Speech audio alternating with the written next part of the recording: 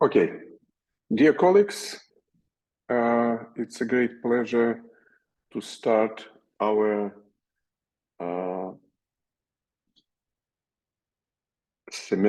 webinar,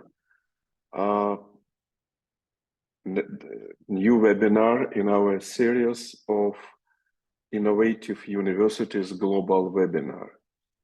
We travel from one part of the world to another to find interesting universities, to find interesting experiences in higher education.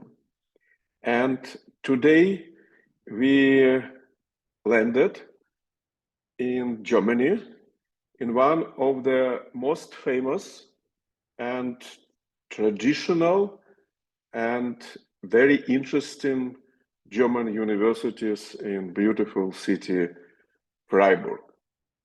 We just visited Boston and we discussed all in college of engineering, and now we are moving to liberal arts and science college within the traditional German university.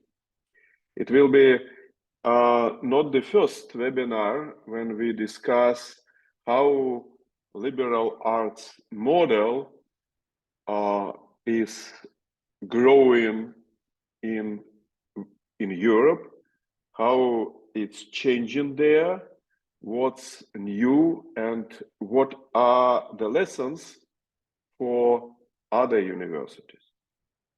Let me remind you about the rules of our webinar.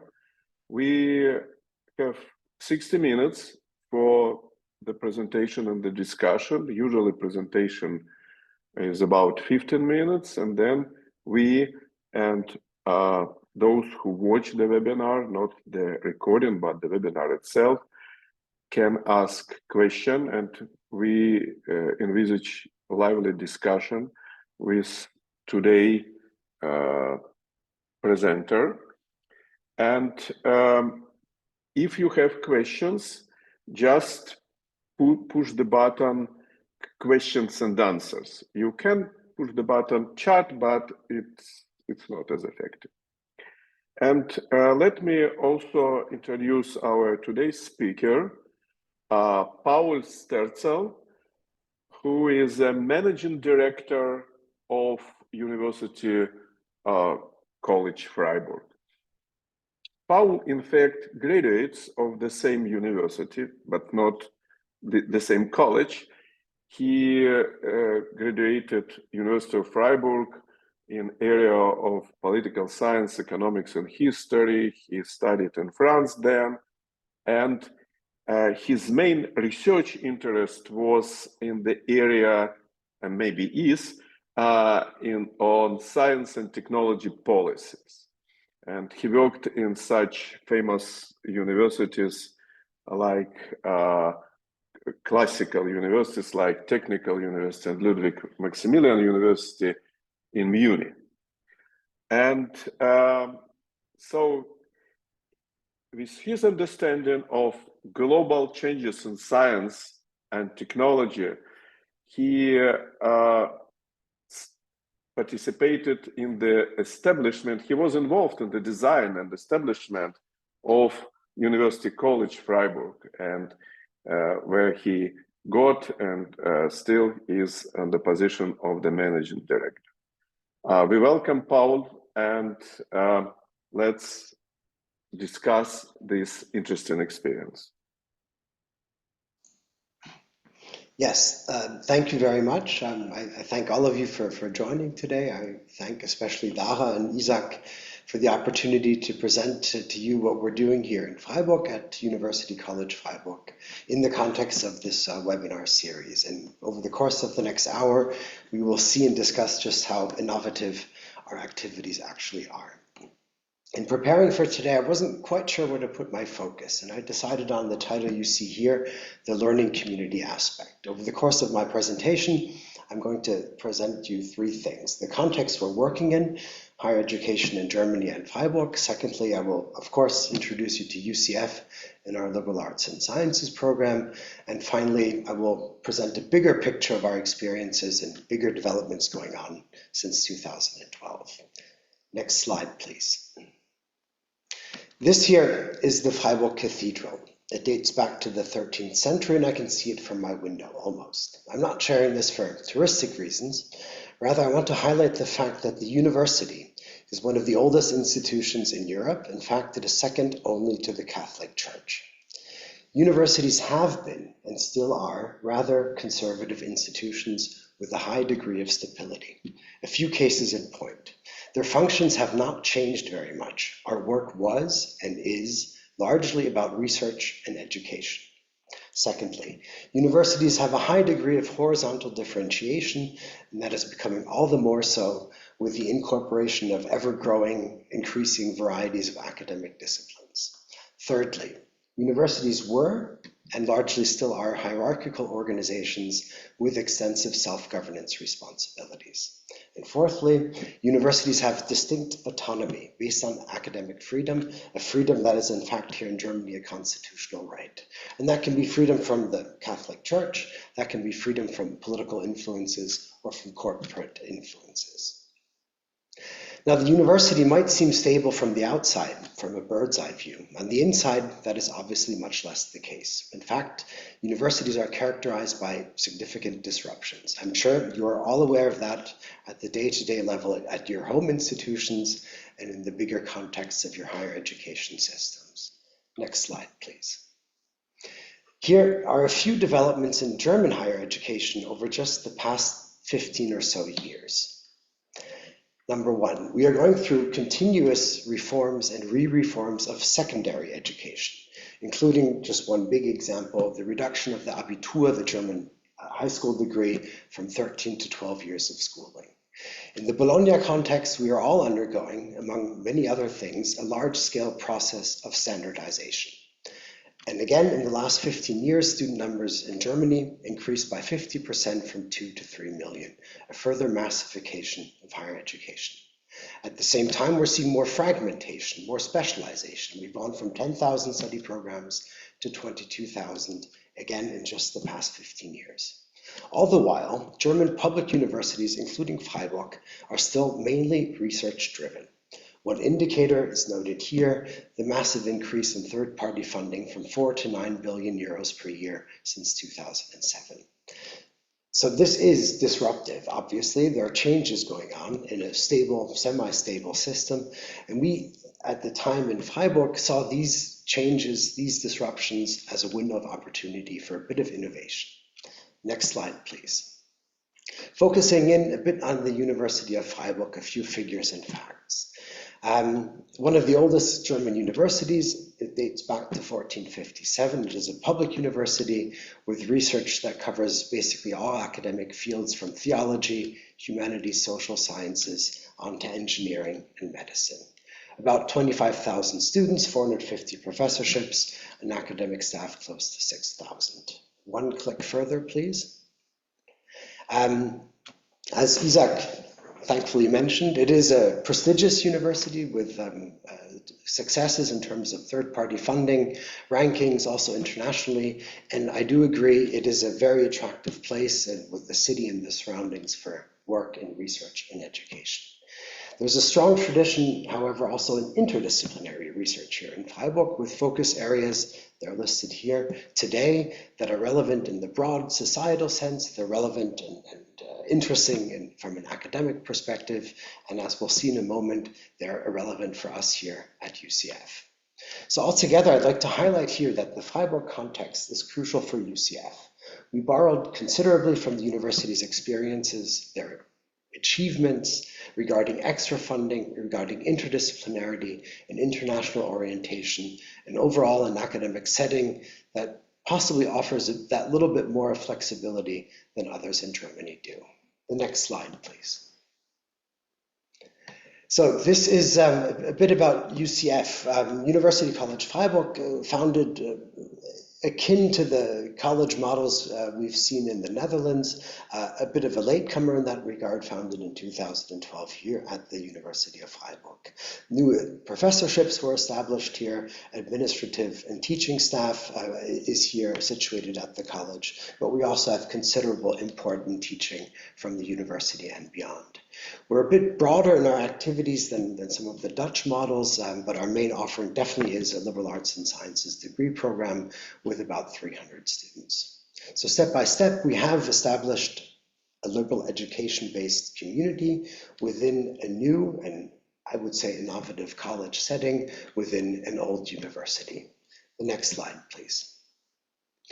This here is possibly the most basic way of presenting our program. A 4-year undergraduate program that leads to a Bachelor of Arts or a Bachelor of Science. It's taught in English and has 3 main components. I'm going to start at the bottom here, the yellow part, the core, the academic foundation shared by all students, maybe a typical German feature, strong emphasis on reflections on science and knowledge. The pink part at the top, the electives, is something I like to refer to as the students' playground, where students have a lot of freedom in the activities and the credit possibilities to fill this portion of the program.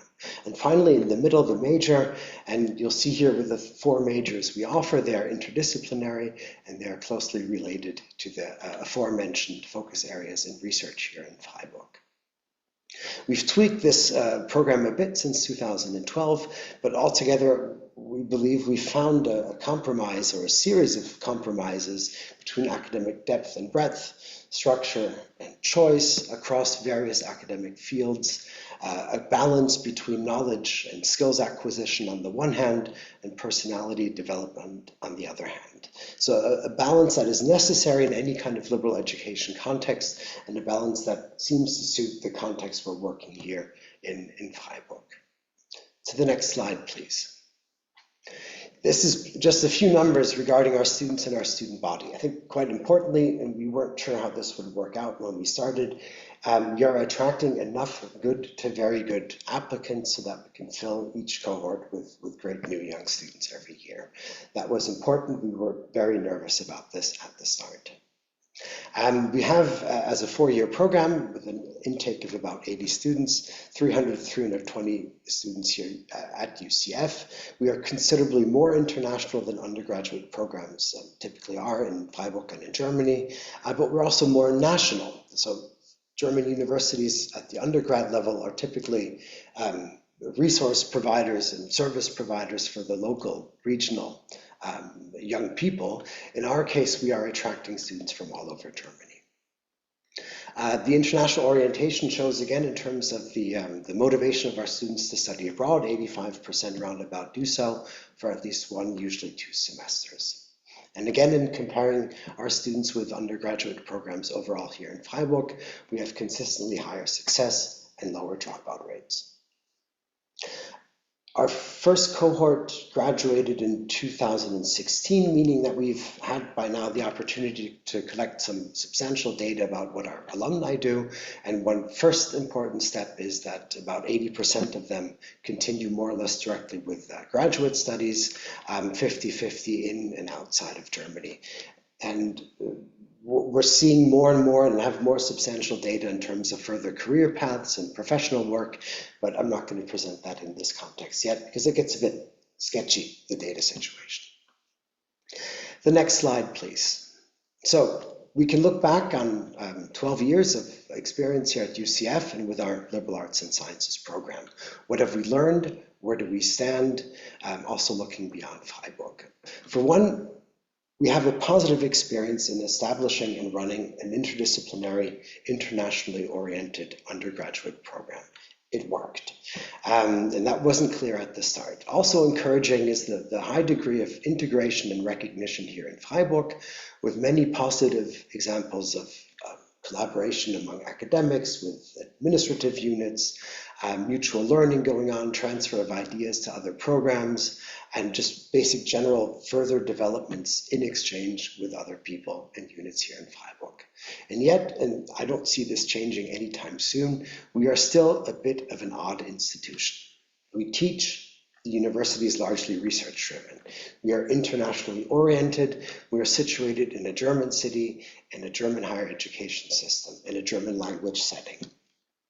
We are an institution that offers and needs flexibility in a system that is altogether still quite bureaucratic. In 2010, so when we were starting with our design, the Wissenschaftsrat, the main advisory board to the German federal and state governments on all academic matters, published a long policy paper calling for more differentiation and more innovation in higher education. They explicitly called for establishment of liberal education programs at public universities. Now, there are interesting, great offers at Bard College Berlin, in Lüneburg, at Constructor, but the public universities in Germany did not follow suit. Thankfully, and I'd like to see the next slide, please.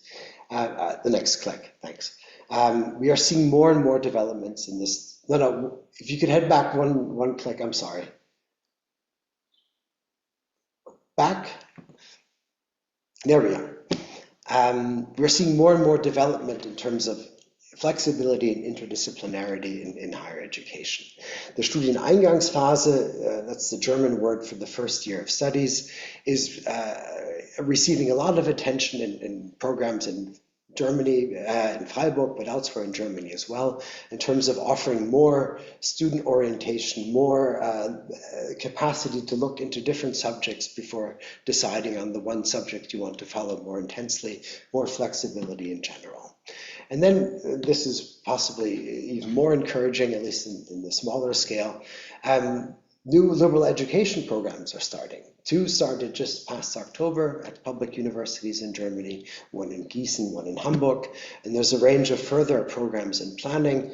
Just to name 2 here, the newly founded Technical University of Nuremberg is 1, and our local regional partner in Karlsruhe is another. I'm coming to the end and step by step back to my title, UCF as a learning community. I do think this summarizes a lot of what we're doing and who we are, and at least in the German context shows a high degree of innovation. Could I have the last slide, please? So at UCF, there's a series of mutual obligations at play.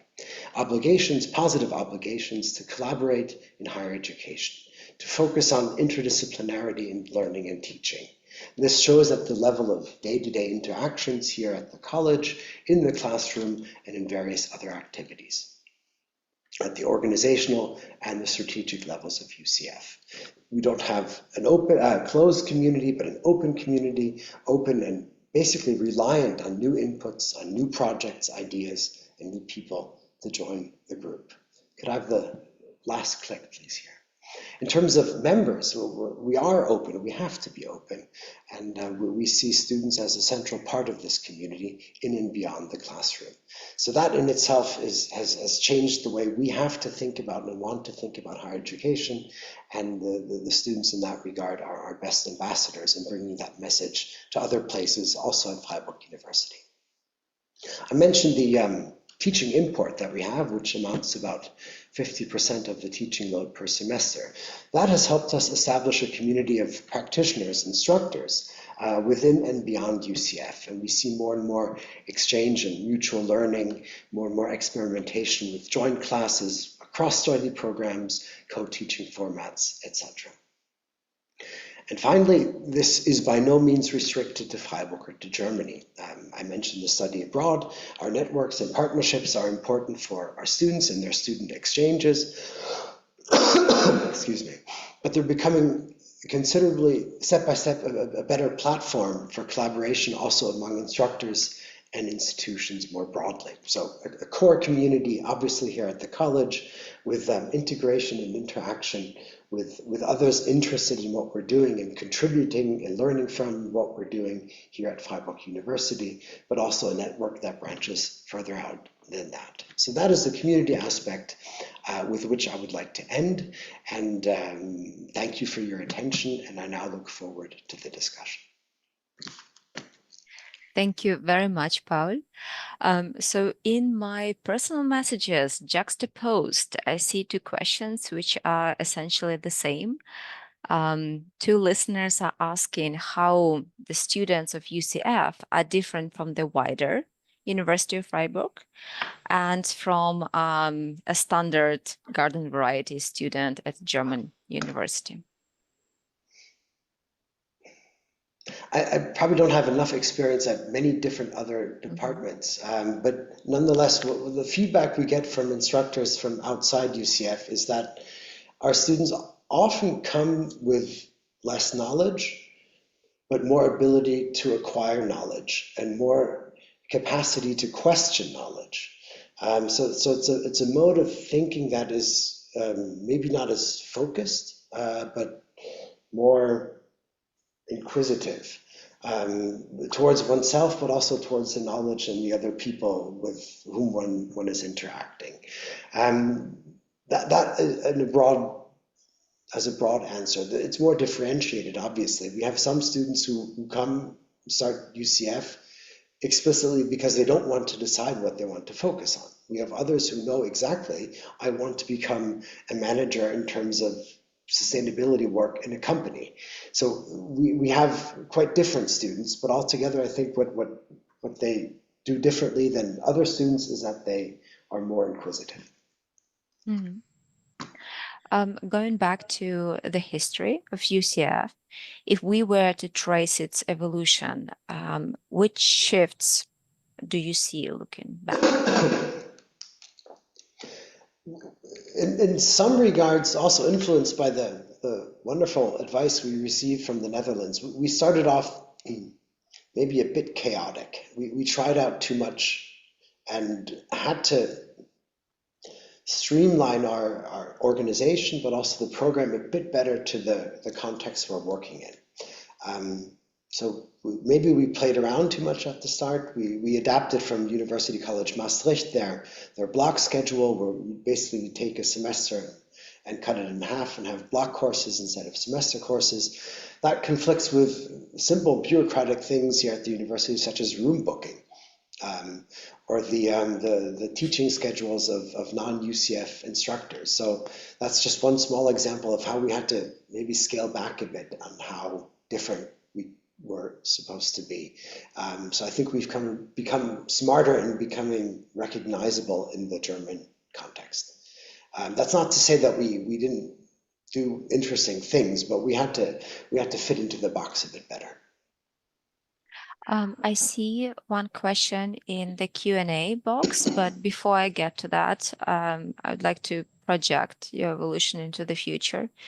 What do you think the main changes will be to UCF's model to accommodate the changes in society and globally and with students, etc.? I briefly touched upon the secondary school developments in Germany, and this is becoming a bit of a problem where we have students, we expect students to have different capacities and interests, especially in our model, but students are coming in with just very different levels of previous knowledge. This holds for the German context, but also for the strong international population here.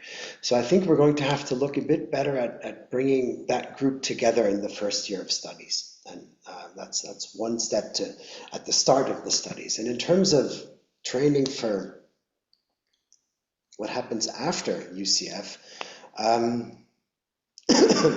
this is a general shift in higher education. We're focusing more on skills and more on capacities and applicability of knowledge, etc.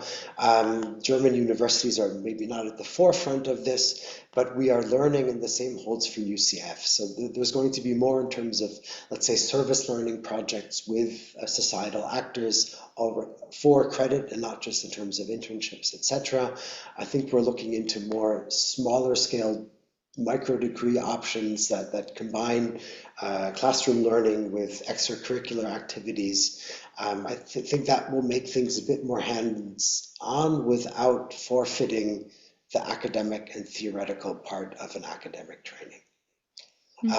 Maybe one more example, if I have 1 minute. We constantly think about a fifth major.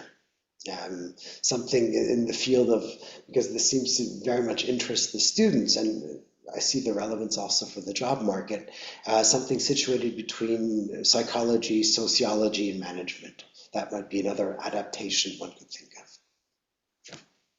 Interesting. So one of our listeners is asking, what was the reason behind choosing to have a 4-year program in lieu of a traditional 3-year program? Whether you see it as a disadvantage or an advantage? And adding from me, whether you think it might change in the future because students are looking for a shorter time spent at the university to get to the labor market faster.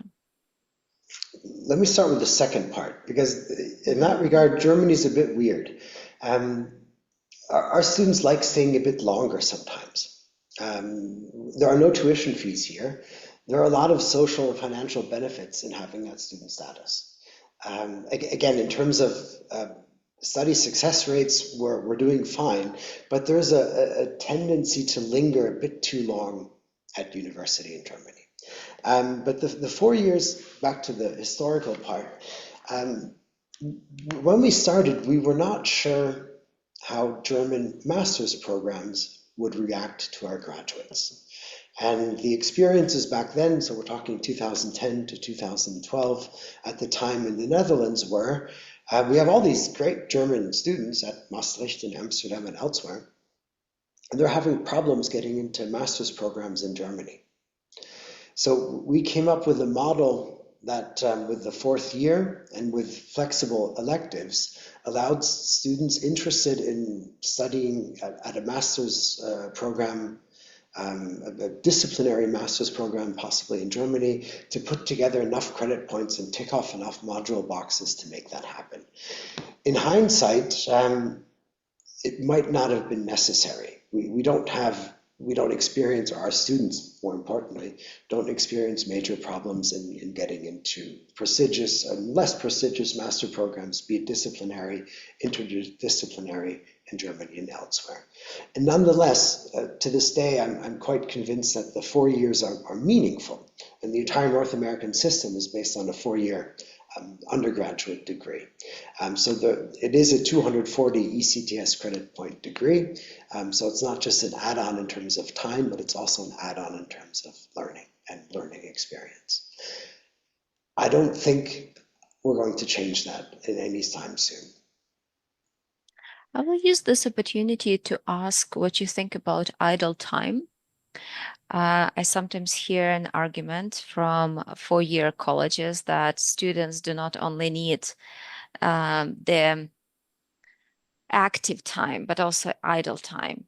That the summers, a lot of colleges are thinking of getting rid of, are actually needed for students to integrate whatever they learned during the academic semesters.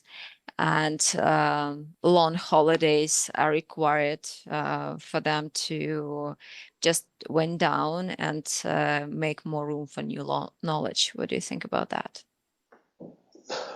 I think that the German system allows a bit too much of that.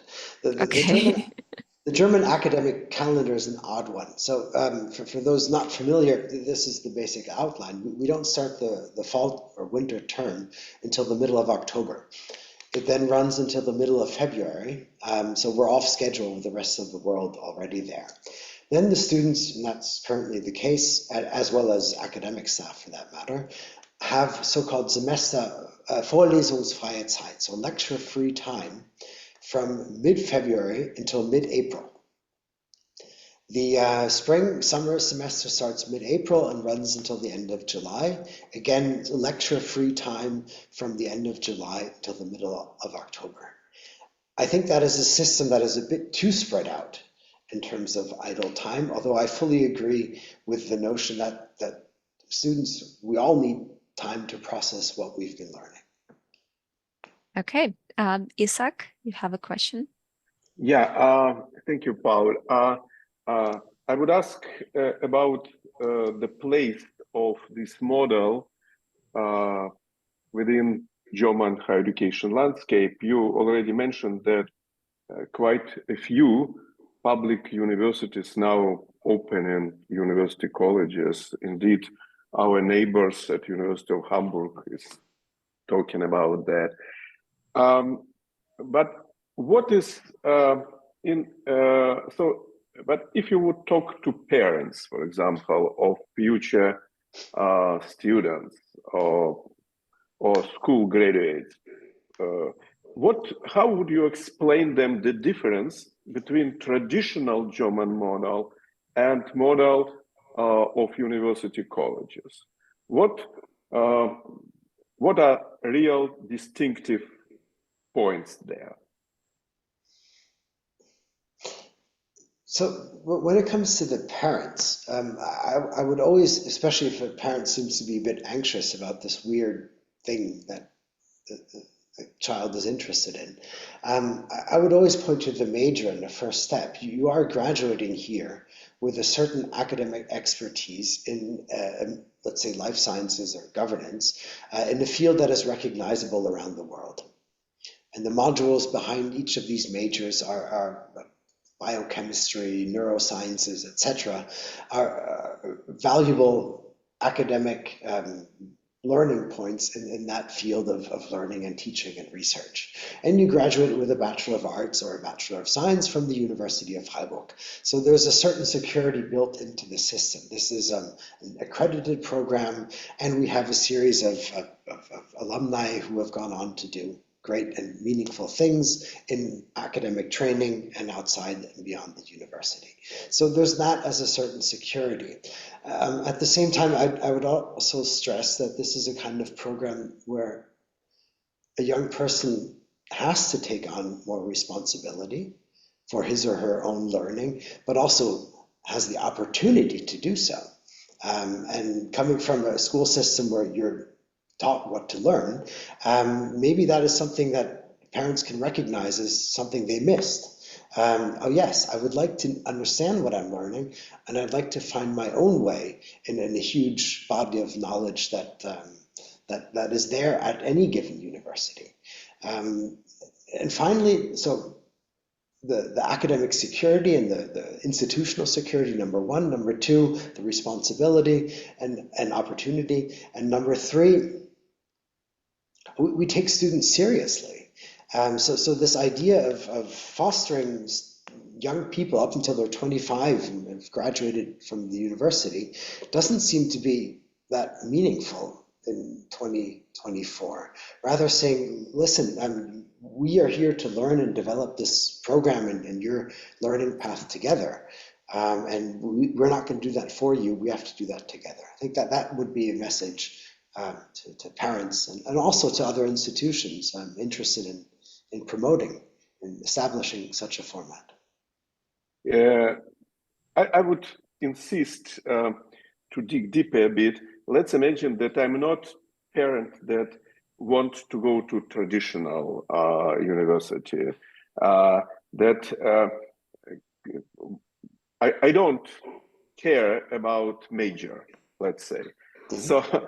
So from what you said, I got that, okay, there will be more flexibility, more choice. Is something else which differentiate you from other faculties at the University of Freiburg? Just choice? But responsibility goes beyond choice. It's not just I can choose, but I have to choose.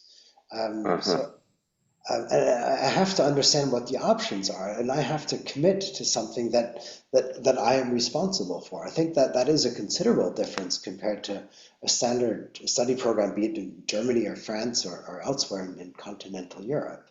And at the same time, that's happening in a context where we have measures and in place to ensure that personality development that I mentioned can happen. This can be a risky choice for some students, for young people who aren't used to making responsible choices, informed choices. Let me give you an example for the type of informed choices I'm thinking about. Students do not come to UCF and with a major, they possibly have one in mind, but they don't start the major from day one. Rather, they have to take 3 out of 4 major introductions before they're allowed to choose a major. So we have structure in place to make sure that students have the opportunity to not just make choices, but to make well-informed, responsible choices. But just to finish again, yeah, you can have any requirements, but I'm trying to imagine the differences. So does it mean, in fact, all universities, even traditional universities, they talk that students should be responsible. This is why we have strict rules, etc., etc.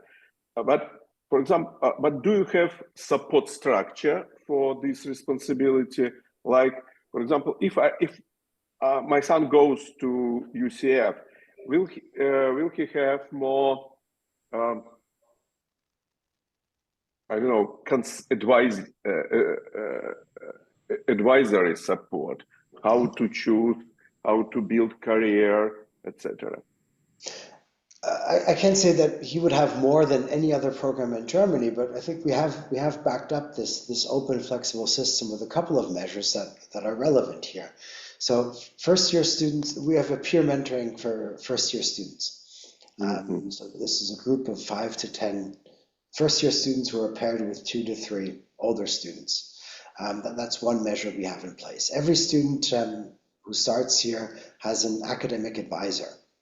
It's not quite precisely termed, but an experienced staff member who is not necessarily the instructor, ideally not the instructor at all, but advises students at the pivotal points during their studies. Let's say it's like tutor in traditional, let's say, British college, right? Right? Not quite a tutor. A tutor or an academic advisor would be somebody who advises on the learning and teaching itself. The advising we do is at the decision points. Which major should I take? Should I study abroad? Where should I study abroad? How should I integrate or combine my electives that I'm doing with my major? What are my options moving forward towards the end of the third, beginning of the fourth year of studies? So more the decision points in the 4-year program. What should I keep in mind when wrapping up my bachelor's thesis and graduating and moving on to master's applications? So it's actually, it's so to speak, career advising within the LAS program. Thank you. And maybe one more difference, I didn't talk about the core very much. I think the core does pick up a couple of the points you're looking for. The core has 3 elements. Academic key skills, you'll find something of that kind in any study program of any kind of worth, but these are academic skills that are applicable, that have to be applicable across all of our majors. So there's researching skills, there's data analysis skills, there's writing skills, that all these skills have to apply to culture and history, governance, life sciences, earth and environmental sciences. We have, secondly, in the core, a small curriculum on responsibility and leadership. And that's where we explicitly include aspects of personality development, but also, let's say, more hands-on service learning, aspects of academic work. And thirdly, the very German reflections on science and knowledge. And that is, again, a learning phase that has to apply to all majors. What is knowledge? Where does it come from? What do we do with knowledge? Why is this actually even relevant? Thank you. In fact, it's very good that you came to the core, because indeed the curriculum is one of the major differentiators. And okay, maybe I'm sure that those who watch our webinar would look at these very interesting courses like Reflections on Science and Knowledge. It is also, if I may point to that, I referenced the Dutch models a couple times. It's also quite different compared to the liberal arts and sciences programs in the Netherlands. They all have a core, but most often substantially smaller than ours. And I guess that's possibly part of the German model we have here. Okay. Dara? I've got a couple of questions piled up here in my messages. The first one is, well, Freiburg is a beautiful place, a medieval city, located close to places like France, where you can go to croissants if you want to, temperate climate, the Black Forest, and yet you only have around, what was it, 50% of international students. So why not more? Do you simply have a large influx of German students, or is there another issue? We're possibly not as attractive as some of the other places. I don't have data or comparisons on that. I know that Maastricht at some point was up to about 50% German students, just because they're also so close to the border. I do know that we have a major disadvantage, and that comes back to the academic calendar I mentioned. We do not open, because again, we're in a German context, we do not open our application portal until June 1st. And that is a point in time when, let's say, the UK and many other countries, many other students in other countries are off the market. The application deadline is July 15th. We then hurry as fast as possible to hand out letters of admissions or rejection by the end of July. So that in itself is just so out of sync with so many other higher education systems and school systems for that matter, that I just believe we have a structural disadvantage here.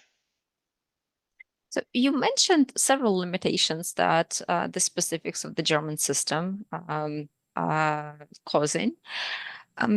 If you were to propose changes to the current regulations, what would be the first order changes that you would like to see to make UCF truly live up to its potential?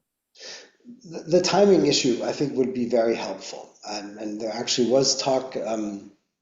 Freiburg is engaged in two European university networks. Well, one is very much local here on the Upper Rhine Valley region, with Karlsruhe in Germany, with Basel in Switzerland, and Mulhouse and Strasbourg in France. And in that context, there was discussion if Karlsruhe and Freiburg could switch to a more international schedule to better the integration here with the universities in our neighborhood. I don't see that coming immediately. There are just too many factors at play here. And another advantage would be to come up with a scheme of more regulated, more systematic import and export of teaching across study programs. This is highly regulated in Germany, but focused on one person, one academic, with a work contract in one unit and with teaching obligations there. And establishing something that is more flexible and offers more stable relations in terms of teaching import and export would be very helpful. As with the Dutch partners, we don't have and don't want the full capacity of instructors here at UCF. We want to have that interaction with the university, but it would be very, very helpful to have that on a more systematic basis in terms of teaching import export. So two aspects there. Maybe a bigger picture thing, but this holds probably for academia all over. Higher recognition of teaching excellence in academic careers. But yeah. Okay. So I visited Greece for the first time on Sunday. That is relevant for my next question. And walking around Acropolis and thinking about the webinar this Thursday, I started thinking about how many times liberal arts, an ancient Greek invention, although the name is, well, it comes from Romans, it's Latin, but still it's ancient Greek. And liberal arts have been reimagined, rediscovered, dug out of the historical archives by multiple civilizations in multiple countries, multiple times in history.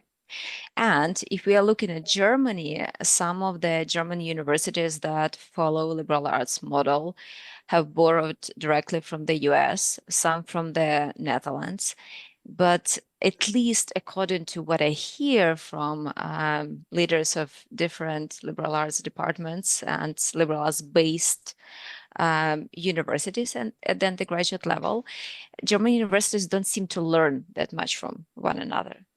So the question is, it's a two-part. First, how would you change it for the German system? Does it need to change in the first place, or is the number of liberal arts programs sufficient and you don't actually need it across the board? And whether you have learned anything about borrowing and lending models in your time leading the institution.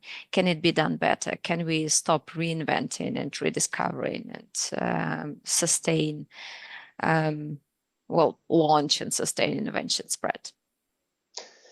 So I didn't want to bother you with the second picture of the Freiburg Cathedral, but it would have been a picture from the entrance hall where when you look up to the right-hand side, you see the 7 liberal arts, the Altes Liberales, in forms of 7 statues. And one of the founding fathers of UCF is a classicist, Achim Gerke, so we're very much aware of the ancient Greek and the Roman traditions as well. But coming back to modern Germany, or learning and reinventing, I think the reinventing is part of the inventing. Cycle. Yes, that's something we talk to students about. You can't have students reinvent the wheel, but you can pretend. You can teach them how to invent wheels more generally.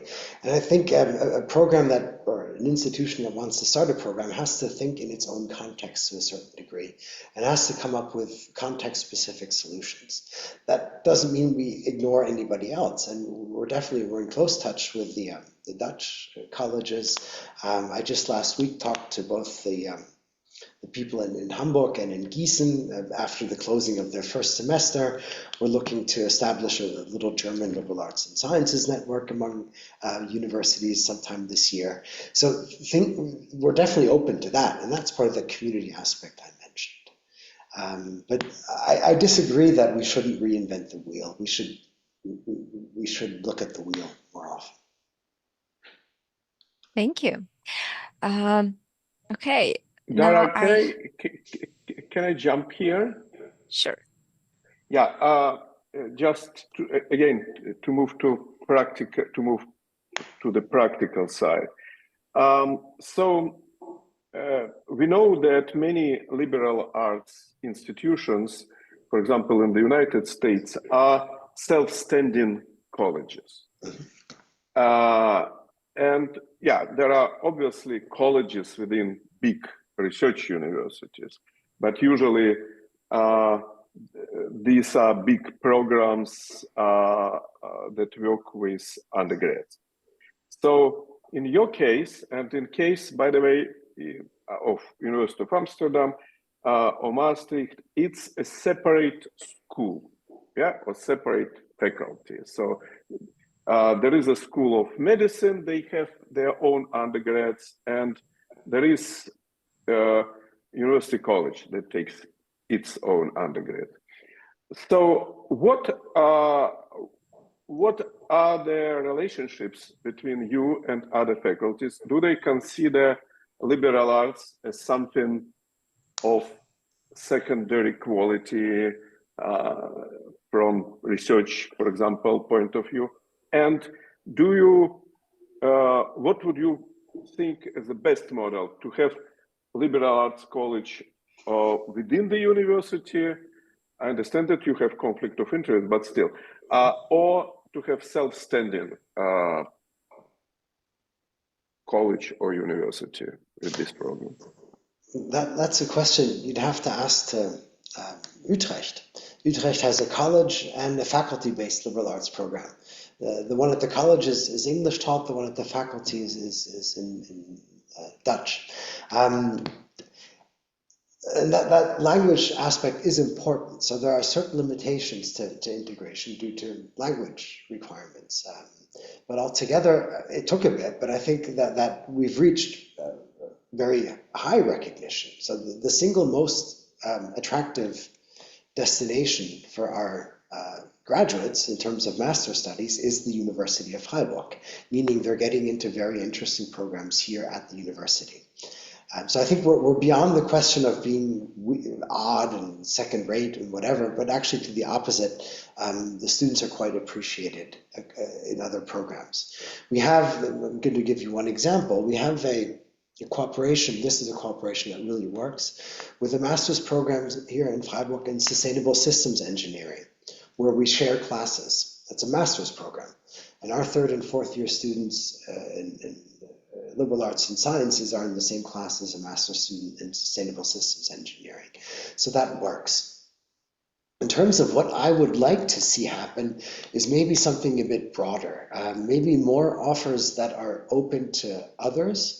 So we have a larger course pool, larger instructor pool, more systematic teaching collaborations with other units so that we bring more and different students together without students having to decide, I want to study this degree program and I can only have these options when I do liberal arts and sciences. So the need for a distinct home base for a community is a given for me, at least in a large German research university, but more openness would be beneficial for us and for other programs as well. That's why I mentioned the Studieneingangsphase. I think this is going to happen. I think, let's say especially the humanities across German universities are losing student numbers quite dramatically. I think they're going to open their first year of studies to incorporate and offer more and different study offers.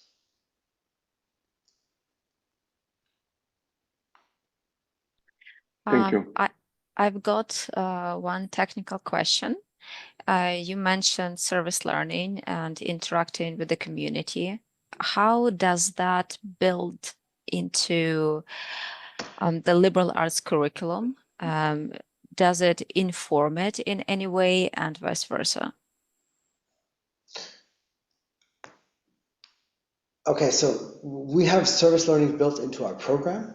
We don't call it that, but we have students can apply for credit for internships and practical projects that they've undertaken if they add to the internship an academic reflection that has a certain substance, and that can then be included in their electives. Number one. Number two, the so-called Zentrum für Schlüsselqualifikationen at the university, a service provider for all study programs, a Center for Key Qualifications, has added to their portfolio of broad skills service learning. And they also have an international service learning component.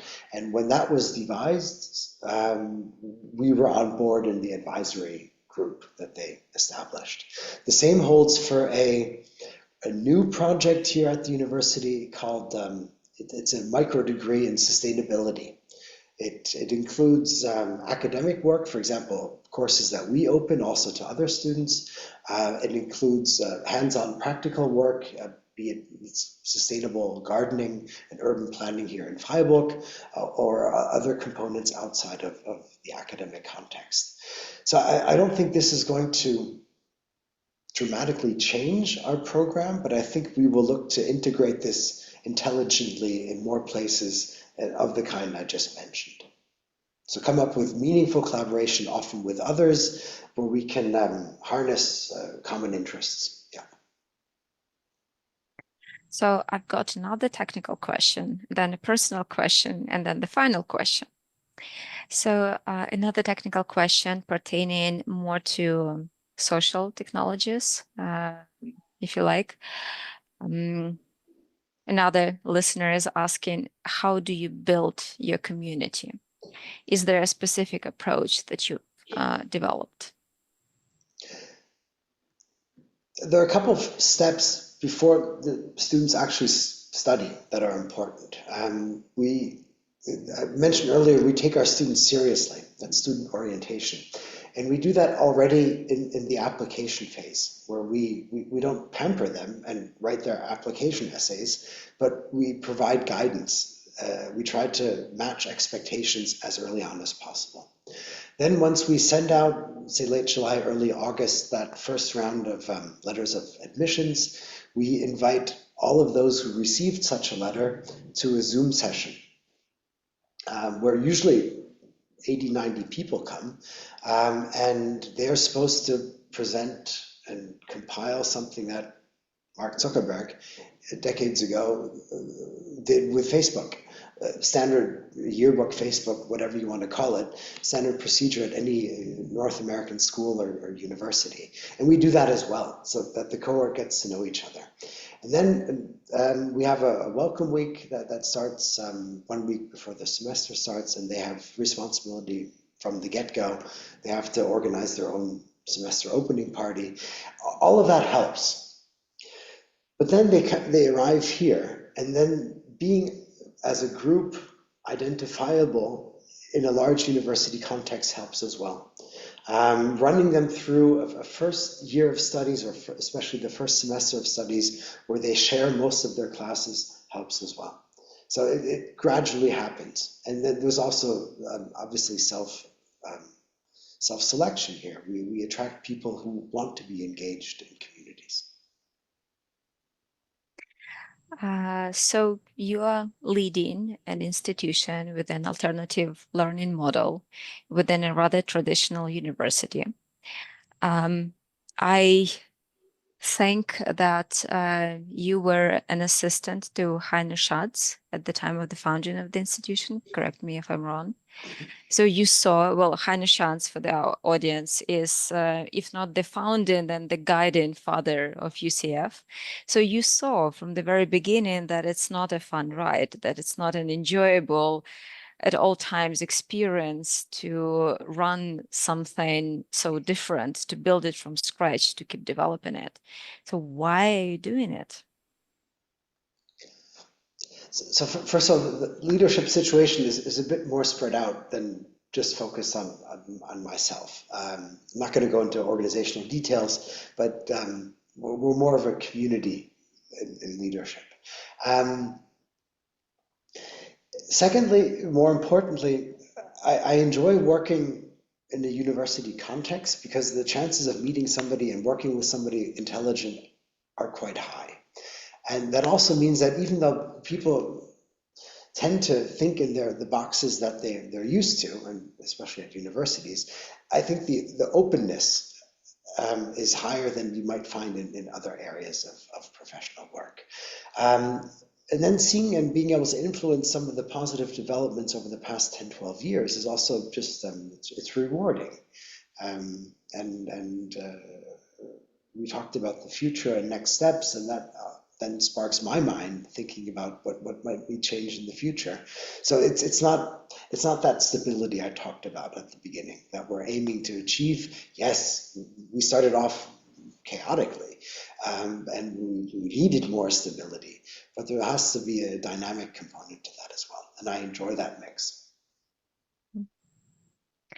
And following this directly, the final question, what would you advise to people who have been offered or are thinking about or are already in the situation of leading an alternative institution within a larger institution? There's a fine line between difference and staying recognizable for others. Because you can't always directly explain what you're doing. It has to be self-explanatory to a certain extent. That's why knowing the context you're working in is important. Understanding expectations that others have. Isaac talked about the parents' expectations. You could talk about the expectations of faculty XYZ, university leadership, students, etc. You have to understand what people are awaiting, expecting from you. And then you can play a bit with that line between standardization and full-blown creativity. I think that really helps. So understanding your context. Well, it sounds obvious, but it's really not. So thank you for that comment. In that regard, it was helpful that I started here, not at the college, but at a Mhm. position at the central level, where I was able to get to know the university in its breadth, and also in a function that was more from the top and less from the inside of a newly founded institution. Yeah, that's an interesting point. Yeah.